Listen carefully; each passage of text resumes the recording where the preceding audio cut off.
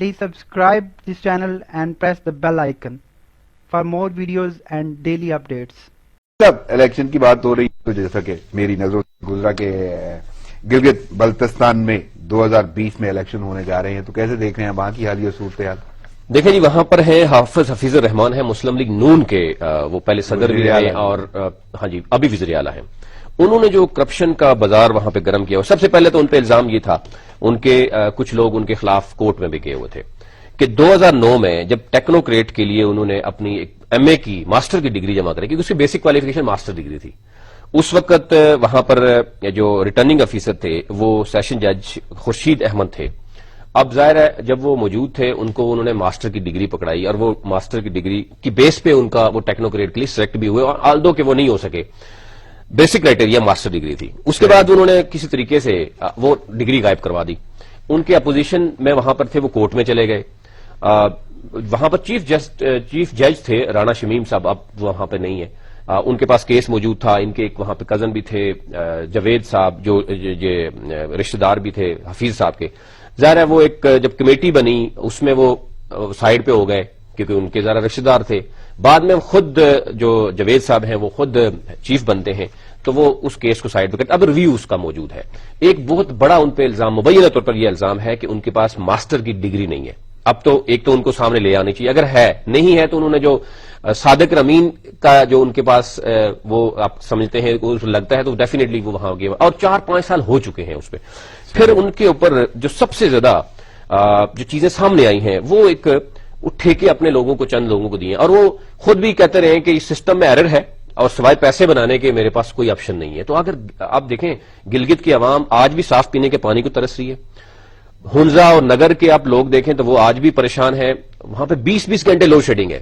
Can you believe کہ ہنزا میں 20 گھنٹے کی لوڈ شیڈنگ ہے. نگر کے لوگ ابھی بھی پریشان ہیں. صاف پینے کا پانی گلگت سٹی میں موجود نہیں ہے، اور گلگت سٹی میں مین ایریاز ہیں جہاں پہ کام نہیں ہو رہا. اب ان کے جو ٹھیکے ہیں، جو ان کو کہا جا رہا ہے کہ مبین طور پر فرنٹ مین بھی ہیں اور پارٹنر بھی ہیں، وہ سلطان محمود صاحب ہیں، اور ان کے باقی جو رشتہ دار ہیں، بھائی ہیں، بیٹے ہیں، شاہ جہان، اورنگزیب، ان کے پاس سارے ٹھیکے جو ہے وہ گئے ہیں. اربوں روپے کے ٹھیکے سارے ان کے پاس انہوں نے دیے. پھر ان کے جو سسر ہیں ظہور، وہ کسی اور کے نام پر یعنی ٹھیکے لیتے ہیں اور خود کمیشن جو ہے وہ کما رہے ہیں.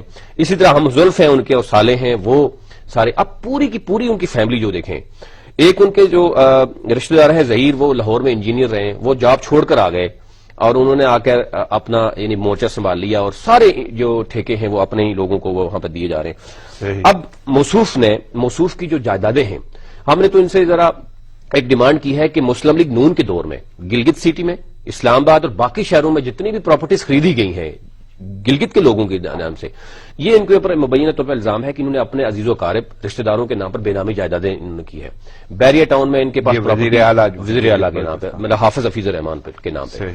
ایک تو یہ جتنے بھی نام آپ کو بتائے یہ ان کے بہت ہی کلوز عزیز. پھر اس کے بعد بحریہ ٹاؤن، بحری انکلیو میں انہوں نے کوئی گھر لیے. ابھی سلور راکس ایک بہت بڑا F10 میں جو ہے، وہاں پر ان کے پاس اپارٹمنٹس ہیں. پھر بے نامی جائیدادیں جو انہوں نے اپنے رشتہ داروں کے نام رکھی ہوئی ہیں. اب ظاہر ہے وہاں پر دیکھیں وہاں پر جتنے بھی، پھر ان کے ساتھ ایک سی ایم کے ساتھ سبتین احمد نام کا جو بندہ تھا، پہلے وہ ڈی سی رہے دیامر. اور دیامر آپ کو پتا ہے کہ وہاں پر جب ڈیم بن رہا تھا تو وہاں پر کمپنسیشن کے نام پر لوگوں کو پیسے دیے گئے، اس سے اربوں روپے وہاں سے الگ سے کلیکٹ ہوئے. پھر جو وہ سبتین صاحب تھے وہ جناب سی ایم سیکٹری، جو سی ایم بن گئے، اپنے بھائی کو انہوں نے دیامر کا ڈی سی لگا دیا، اور ان کے خلاف اچھی خاصی جو بیوروکریسی ہے اس نے احتجاج کیا کہ یہ ہو کیا رہا ہے. سی ایم اپنے تمام عزیز و اقارب کو سیٹ کر رہا ہے، اسی طرح ان کا جو سیکٹری ہے سی ایم نے مطلب چنا، پھر وہ ڈی سی اپنے مرضی کا لگا رہا ہے، اپنے بھائی کو لے کے آ رہا ہے. تو بادشاہ ڈیم جو دیامر بادشاہ ڈیم ہے، اس پہ بہت بڑا کرپشن جو ہے وہاں پہ دیکھنے میں نظر آئی. پھر جتنے بھی گلگت میں اس وقت بھی ٹھیکے ہو رہے ہیں بغیر پیپرا رول کے خلاف ورزی ہو رہی ہے. ابھی جگلوٹ میں 4 سڑکیں ٹھیکے دیے گئے ہیں، وہ عزیز و اقارب، وہی سسر اور وہ ان کے فرنٹ میں چلے. پھر نیٹکو آپ دیکھ رہے ہیں کہ سب سے بڑی، میں بالکل نیٹکو کے ٹھیکے اپنے بھائی کو دیے گئے، سی ایم نے بھائی کو، اور اس میں ٹائرز، اس میں جتنے بھی باقی جو اسپیئر پارٹس تھے وہ ناقص تھے کہ 5 ایکسیڈنٹ ابھی تک ہو چکے ہیں، جانی نقصانات ہو چکے ہیں. تو یہ جو پھر آپ دیکھیں 5 سال پورے ہونے کے ہوئے، اے ڈی پیز 5 اے ڈی پیز ہو چکی ہیں. ابھی بھی وہاں پر گلگت کی عوام جو ہے بیسک بنیادی جو سہولتیں ہیں ان سے محروم ہے. پاک PWD میں وہاں پہ پاور اینڈ ورکس ڈپارٹمنٹ، یہ سب سے بڑا ورکس آپ جس میں انہوں نے سینکڑوں لوگ ایڈجسٹ کرائے اپنے، مسلم لیگ نون کے ورکر ہیں، رشتہ دار ہیں، وہ گوشت ملازمین ہیں، ان کی لسٹ الگ سے موجود ہے. گوشت نیکسٹ ہم کیونکہ اس پہ پورا ایک شو کریں گے، لیکن میں آپ کو یہ بتا دوں کہ اس طریقے سے کیا ہوتا ہے کہ عوام میں 5 سال گزر گئے، ایک حکومت آتی ہے، دوسری حکومت، اور آگے سے آپ آسانی سے یہ کہہ دیں کہ سسٹم ایرر ہے اور ہم سوائے پیسہ بنانے کے ہم کچھ بھی نہیں کر سکتے، عوام کو ڈیلیور نہیں کر پاتے.